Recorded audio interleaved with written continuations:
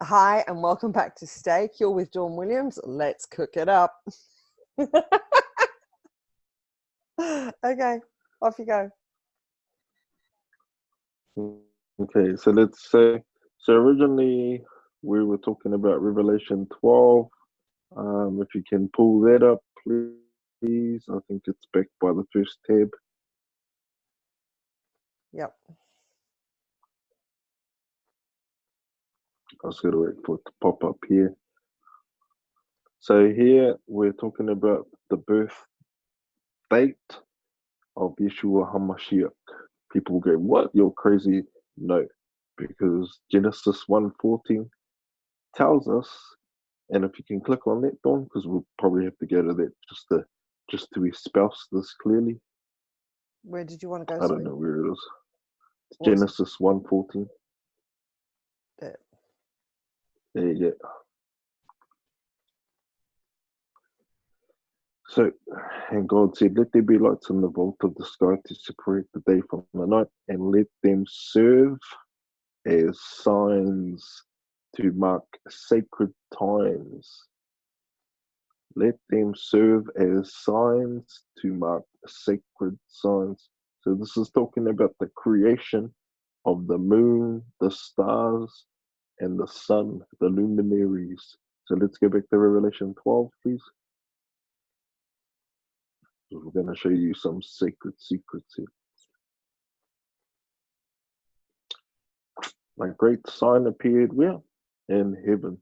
A woman clothed with the sun.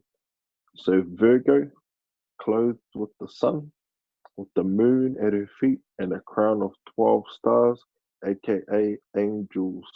But obviously, they're still on the other side of the firmament. So this has to happen at a time of day when you can see the stars, the sun, the star constellation, the woman, probably Virgo, and the moon all at the same time. And how do you know? Because it says a great sign appeared in heaven. And how do you know that it's Jesus' birthday, aka Yeshua HaMashiach? Because in verse 5 it says, she gave birth to a son, a male child, who will rule all the nations with an iron scepter. Obviously talking about Yeshua, because it says, and her child was snatched up to God and to his throne. No mistaking who that is.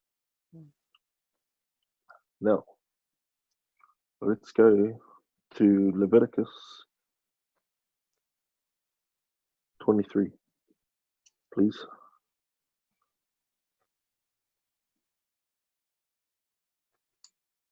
Because I'm going to show you something. The Lord said to Moses, say to the Israelites, on the first day of the 7th month, you are to have a day of Sabbath, the first day of the 7th month, the festival of trumpets. Okay, a sacred assembly commemorated with the trumpet blasts. Funny that, eh? The trumpet blast. The city of Jericho, the trumpet blasts. So let's go to the calendar, Hebrew calendar, Hebcal. Oh, that's what happened here. It crashed. Okay, get it back. Yeah, I've got So 2017. it. Oh, 2017. Yep. No, why are you doing that? Just click on the calendar, remember? I The did. calendar icon. I did. Did. No. The calendar. Oh, yeah. So 2017. Yeah. Sweet. Scroll down, please. So Tishrei is the 7th month. So the first day of the 7th month. The first day of the 7th month. So the 7th month on the Hebrew calendar date is Tishrei, which falls on the 21st of September 2017.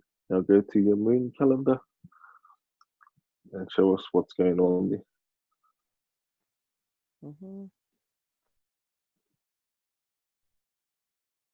So the 20th is a new moon. No. What do you think? Oh, just showing them that it's September 2017. So come back down. So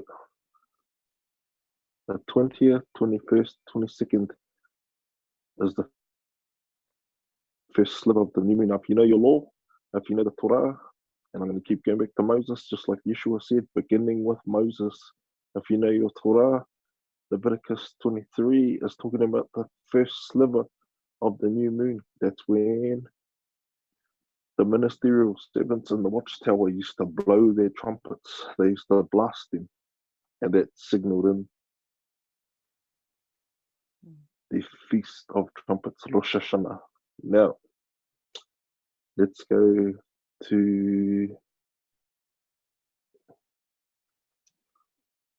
those to the last tab, please. The fall equinox.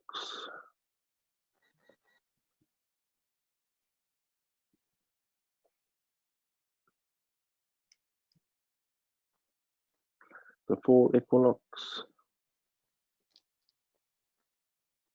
for 2019 will be on Monday, the 23rd of September. So let's go to the calendar, the head count, and let's type in, let's go into the, so scroll up. Yeah, let's go, let's get it.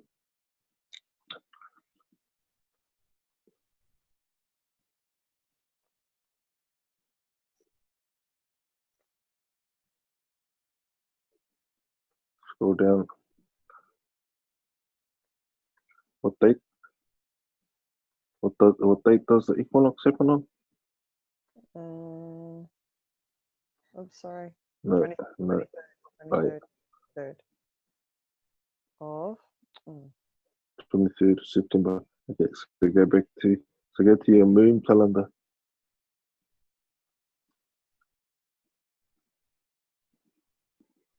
Wonder can I do it there quicker? Don't know. Because you need 2019. Can you click in there? Let's see if I can. No. That's all right. That's all right. Won't let me do it. It's the only way that it'll let me do it. What month? Sorry, what month? September 2019. No, you're already there. Yeah. Scroll down, please. Scroll down. Monday the 20th. Third.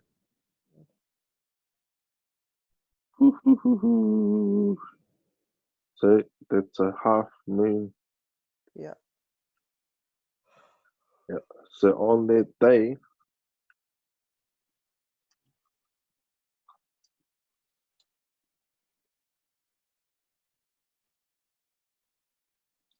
one, two, three, 4, 5, 6, 7. So 7 days before Rosh Hashanah, we get the vernal equinox. And so if you pull up Isaiah 19:19, please.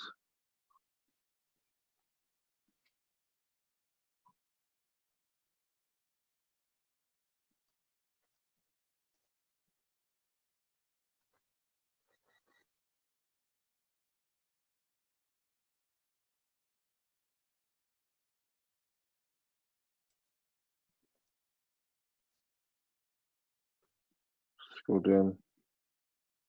19.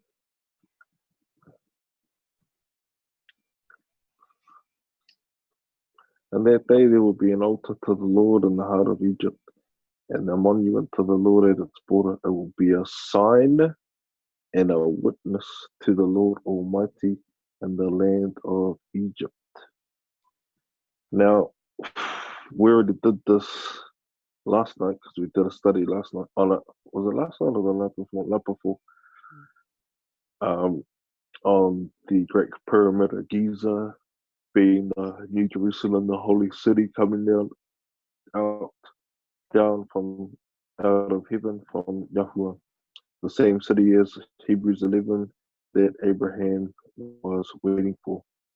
You might listen to this and think it's outrageous, but if you actually go to Revelation 21, which we're not going to do, we'll do it in another study. It actually gives you the dimensions for the new holy city, the city of Jerusalem, because that's what the Great Pyramid of Giza used to be until it was corrupted by the fallen angels and the Nephilim. Now,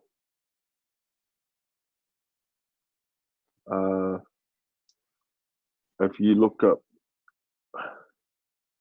the Great Sun in Heaven 2017, Rosh Hashanah 20th of September, you'll see that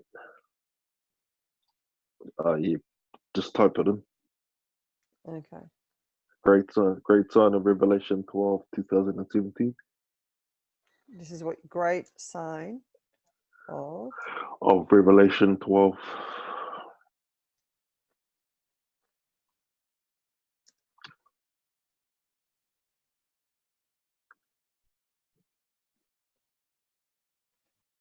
(2017).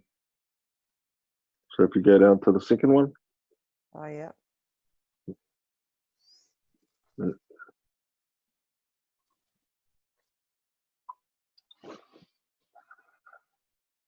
So this happens once in 7,000 years. The star constellation, this alignment.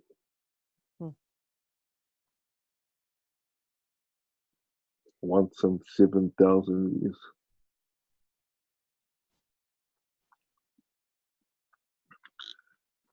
So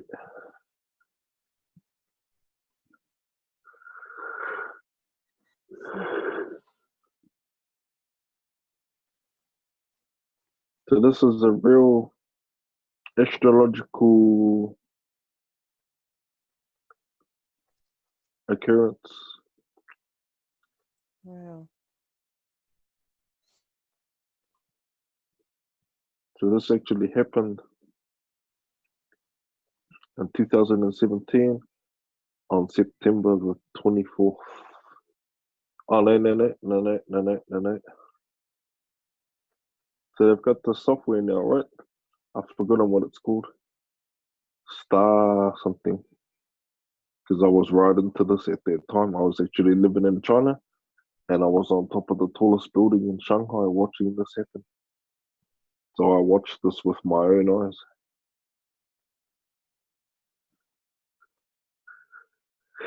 Even sent my drone up to have a look. So this is legit stuff, people. So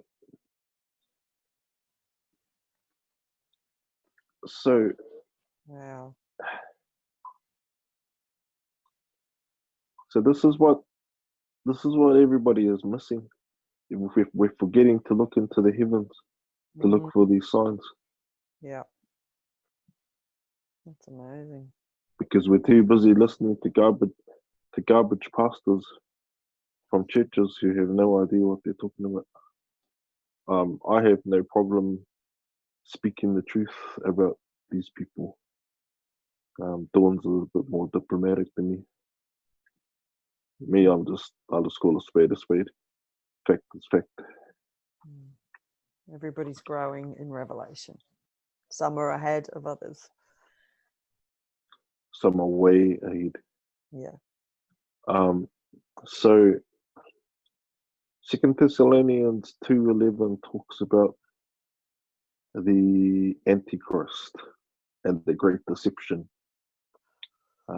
Matthew 24, Yeshua talks about the abomination causing desolation. Daniel 9, the last 3 verses, talks about this ruler, the Antichrist, the third temple, and the great deception, the abomination causing desolation. The reason why I brought this up is because many of us who are awake, wide awake and teaching this stuff, because we can see the scriptures and relate it to the real world, as you can see. We believe that the Antichrist came into our world 2017 when this happened. And the reason why we believe that is because it says 1,260 days. If you go back to Revelation 12, please. Gosh, where was that now? The first tab off the study tab. Yep.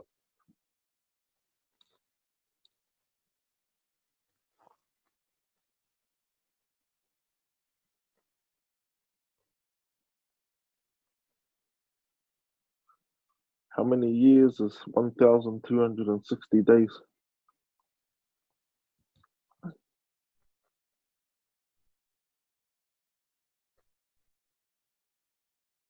Are you asking me? Just pull out a calculator and just go Years? 1,260. Or two, yeah, 1,260 about 4 divided years. by 365. How many years has it been? 7, 2. Since 2017.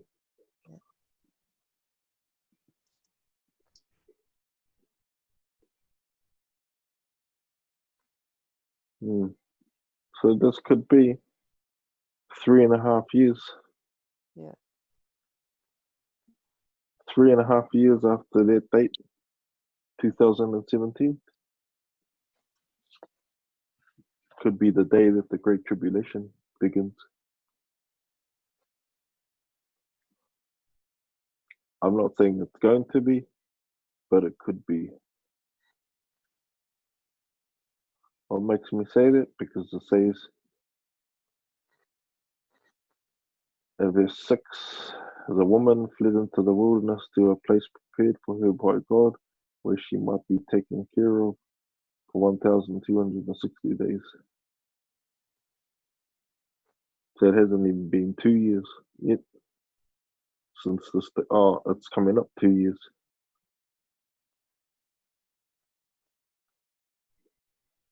Rosh Hashanah, it's coming up 2 years.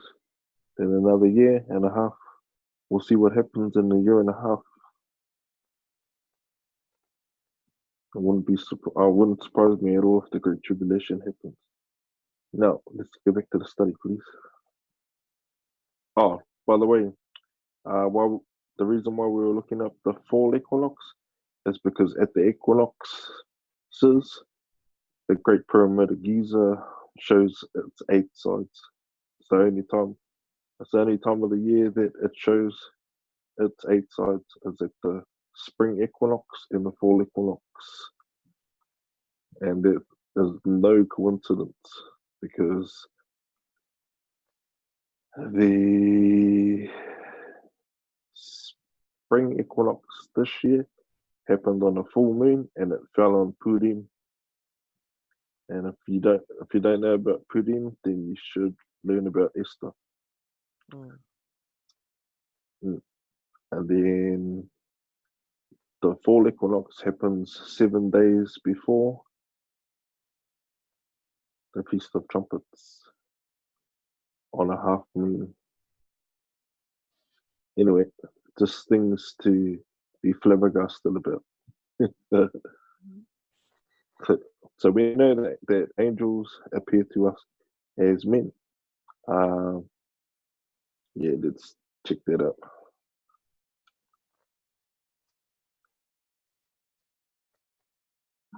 And we can finish this tomorrow. Yep. During your day. That night, Jacob got up and took his 2 wives, his 2 female servants,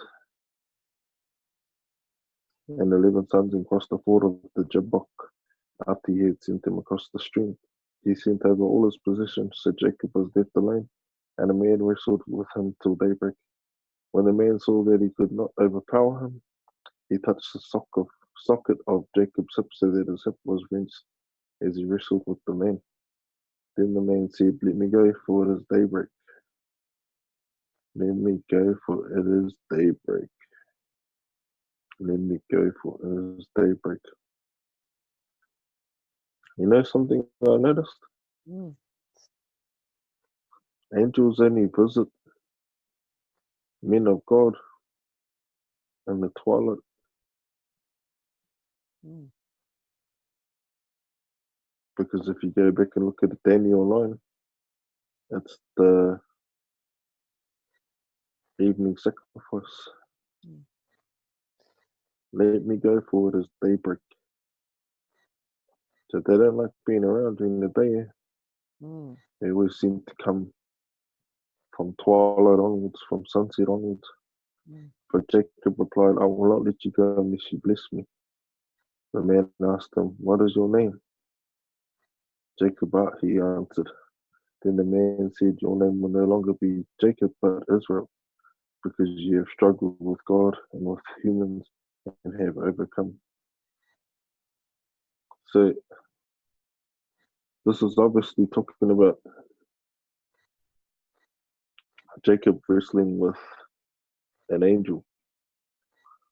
And then there's the case of Lot, and there's the other case where some have entertained angels unbeknown because they look like men, because they look like us.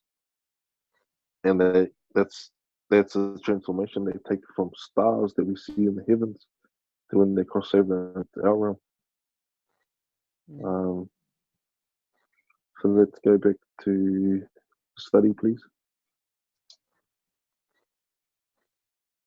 It's just crazy information. It's Okay. great. And some have entertained angels without knowing because they look like us in our dimension. That's what I was saying. Hebrews 13:2. Do not forget to show hospitality to strangers, for by doing so, people have shown hospitality to angels without knowing it. Of particular interest in Revelation 12, verses 1 to 4 and 7 to 9. So I've already gone through this. Yeah. So we're just going to keep scrolling down. Okay. One of the most outstanding phenomena I have ever witnessed firsthand with my own eyes from Shanghai, China, is the sign in the heaven detailed above. The description is a woman clothed with the sun, with the moon at her feet, and a crown of 12 stars, 12 angels on her head. This was an arrangement of stars plus the moon and sun aligned in the above description, and it occurred on the Jewish festival Rosh Hashanah, aka Festival of Trumpets, as outlined in Leviticus 23. We've already showed you guys that in 2017 Rosh Hashanah occurred on the following dates and is marked by the first sliver of the new moon, which in Jewish Hebrew culture is heralded in by the blowing of trumpets at the watchtower.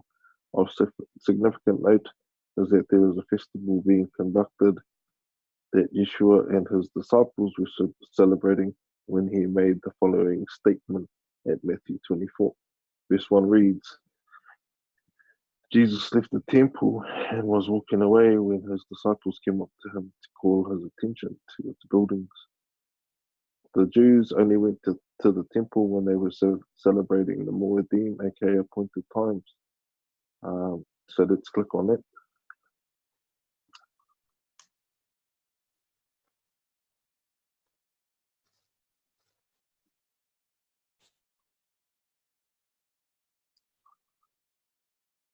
Scroll down, please.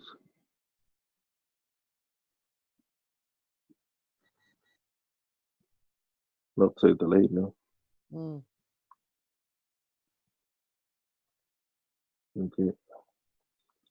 And the child grew and waxed strong and spirit filled with wisdom. I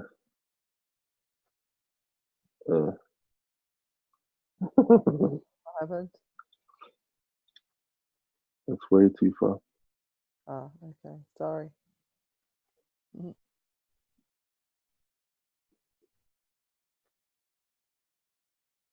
It is delayed.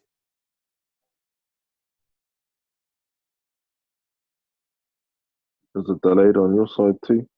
No, you're delayed. We just want to read from verse 1. Okay, yep. Should be good to go. Is it I'll not there? no, just leave it, just don't touch it. Okay. And the child grew and waxed strong in spirit, filled with wisdom, and the grace of God was upon him. Now his parents went to Jerusalem every year at the feast of Passover. If you don't know about Passover, it's in Leviticus 23, Pesach, Nisan 14, full moon. Now his parents went to Jerusalem every year at the feast of the Passover. And when he was 12 years old, they went up to Jerusalem after the custom of the feast. And when they had fulfilled the days as they returned, the child Jesus tarried behind them in Jerusalem, and Joseph and his mother knew not of it. But they, supposing him to have been in the company, went a day's journey, and they sought among their kinsfolk and acquaintance. And when they found him not, they turned back again to Jerusalem, seeking him. And it came to pass, after 3 days, they found him in the temple, sitting in the midst of the doctors, both hearing them and asking them questions. And all that heard him were astonished at his understanding and answers. And when they saw him, they were amazed. And his mother said unto him, Son, why hast thou thus dealt with us? Behold, thy father and I have sought thee sorrowing. And he said unto them, How is it that ye sought me? Wist ye not that I must be about my father's business? And they understood not the saying which he spake unto them. And he went down with them and came to Nazareth, and was subject unto them. But his mother kept all these things in her heart. So, what this has shown us is that they used to go to Jerusalem for the Moedim.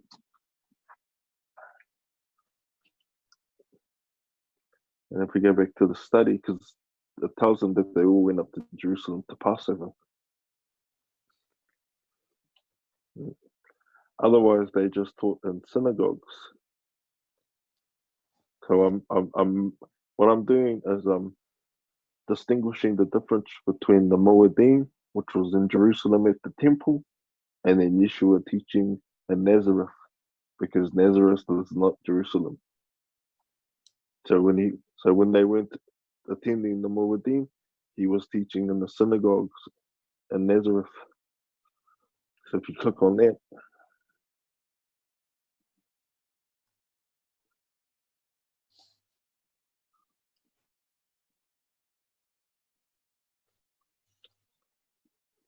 okay, scroll down. Jesus, full of the Holy Spirit, left the Jordan and was led by the Spirit into the wilderness, where for 40 days he was tempted by the devil. He ate nothing during those days. See, that's the issue of fast. He ate nothing. Jesus returned to Galilee in the power of the Spirit, and news about him spread through the whole country. He was teaching in their synagogues, and everyone praised him. He went to Nazareth, where he had been brought up, and on the Sabbath day he went into the synagogue, as was his custom. He stood up to read, and the scroll of the prophet Isaiah was handed to him. Unrolling it, he found the place where it is written, "The Spirit of the Lord is upon me, because he has anointed me." Obviously, he wasn't speaking in English. He's with his people. He would have been speaking Hebrew. To proclaim good news to the poor. How do you know that? Because the Old Testament was written in Hebrew, because it says that he was reading the book of Isaiah. He has sent me to proclaim freedom for the prisoners and recovery of sight for the blind, to set the oppressed free, to proclaim the year of the Lord's favor. Then he rolled up the scroll, gave it back to the attendant, and sat down. The eyes of everyone in the synagogue were fastened on him. He began by saying to them, "Today, the scripture is fulfilled in your hearing." So, what I'm distinguishing here is the difference between the Moedim, when he was in Jerusalem at the temple, and then when he was teaching on just normal days in the synagogues. So let's go back to the study, please. Naaman the Syrian. Wonder if that had any nuggets in it. Mm-hmm. So the golden nugget is in Luke 4:16. Obviously, the temple is not in Nazareth.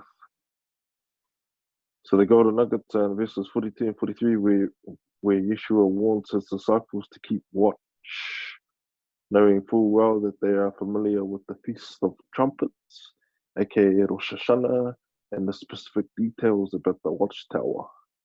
The key to this understanding that at no time did the Jews know the day or hour that the first sliver of the new moon would show itself.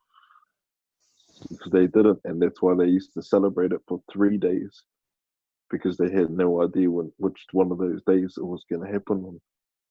This prophecy was written for our time because Yeshua foreknew the software technology that we would have today in order to project us being able to discern such things in our era. They didn't have watches then. The day and hour unknown. So this is Matthew 24:36. But about that day or hour, no one knows, not even the angels in heaven, nor the Son, but only the Father. As it was in the days of Noah, so it will be at the coming of the Son of Man. For in the days before the flood, people were eating and drinking, marrying, and giving in marriage up to the day Noah entered the ark, and they knew nothing about what would happen until the flood came and took them all away. That is how it will be at the coming of the Son of Man. 2 men will be in the field, one will be taken and the other left. 2 women will be grinding with a handmill, one will be taken and the other left. Therefore keep watch, because you do not know on what day your Lord will come. Keep watch. Eh? But understand this, if the owner of the house had known at what time of the night the thief was coming, he would have kept watch and would not have let his house be broken into. So you also must be ready, because the Son of Man will come at an hour when you do not expect him. So let's just run over that again. So Rosh Hashanah is run over 3 days, because they don't know at what hour or what day the first sliver of the new moon will show itself. And then he continually says, keep watch, therefore keep watch. Because what did they used to do? The guys in the watchtower, they used to watch for the first sliver of the new moon and then blow their trumpets. So that's how you know that that day in Matthew 24, they would have been at the time of Rosh Hashanah, whether it was before they blew the trumpets or after they blew the trumpets, I do not know. So let's keep scrolling down. Shooting stars. So this is Revelation 12, verse 7. Then war broke out in heaven. Michael and his angels fought against the dragon, and the dragon and his angels fought back, but he was not strong enough, and they lost their place in heaven. The great dragon was hurled down, that ancient serpent called the devil or Satan, who leads the whole world astray. He was hurled to the earth, and his angels with him. So,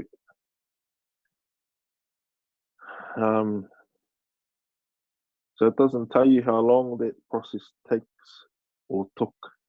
Yeah. So shooting stars are the continuous work of Michael and his archangels, evicting the fallen angels, aka the third of the stars, from the second heaven that Ephesians chapter 6 refers to, the heavenly places, aka the second heaven. So let's click on that, please.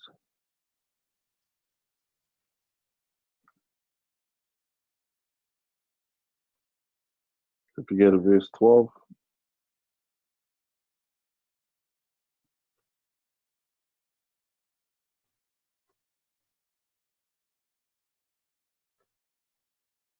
Okay, verse 12. For our struggle is not against flesh and blood, but against the rulers, against the authorities, against the powers of this dark world, and against the spiritual forces of evil in the heavenly realms. In the heavenly realms.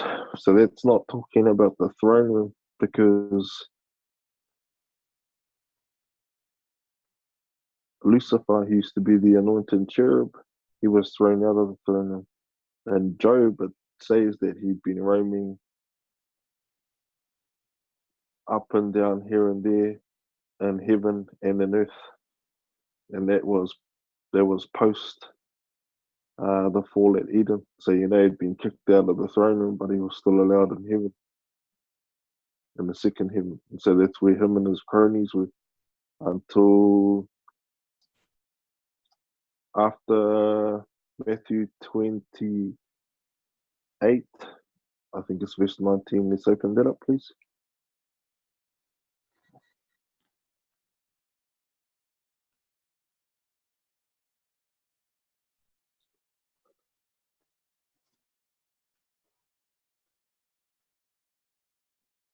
It's amazing, man. Once you learn all the Muad'Dim, then the scriptures just open right up and you can discern everything. Yeah, it's awesome. It's crazy, man. I used to hate the Old Testament. I used to read boring. And now I read the New Testament and go, okay, and then go back and read the Torah. Major. Okay. Scroll down to 19, please.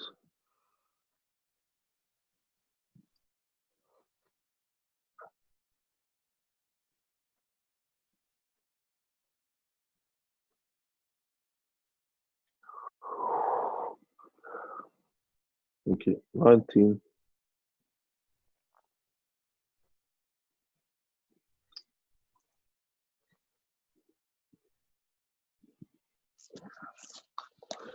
So, the Great Commission. Then the 11 disciples went to Galilee, verse 16, to the mountain where Jesus had told them to go. When they saw him, they worshipped him, but some doubted.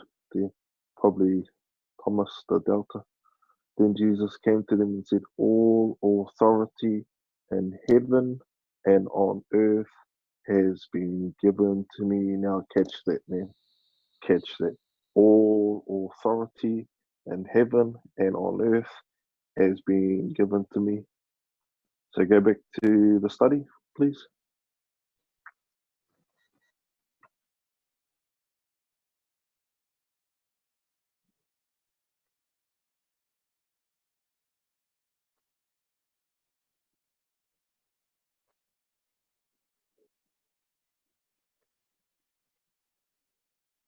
Far out, it's delayed.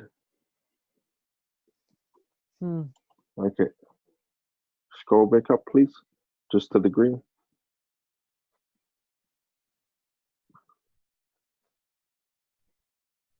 Then war broke out in heaven. Michael and his angels fought against the dragon, and the dragon and his angels fought back, but he was not strong enough, and they lost their place in heaven, the second heaven.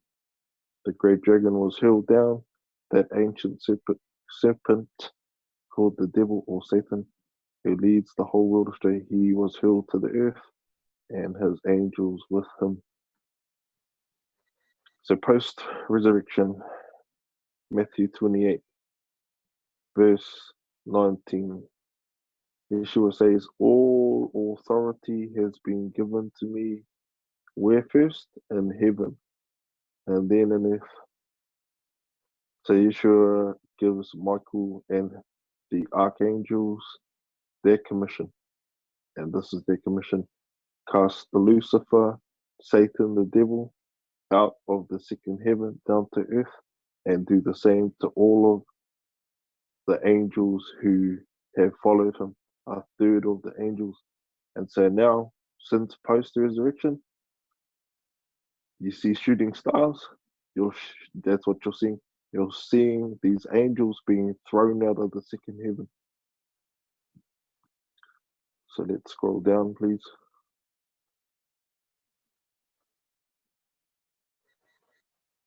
Holy angels, when they cross over to do Yahuwah's work, they don't demonstrate or exhibit the classic shooting star behavior and characteristics. Instead, they get brighter and stay lofty and high in the sky, acting as GPS systems. Abraham's arrival into our world is signaled by behavior and characteristics narrated in the following passage. The rise of Abraham. One night the stargazers noticed a new star rising in the east. Oh, you know what? Let's stop it here and we'll finish this off Yep. tomorrow, the rise of Abraham. Yep. Because there's some deep stuff, man. Yep. I reckon that's been really good. All right. We'll see you in part 4.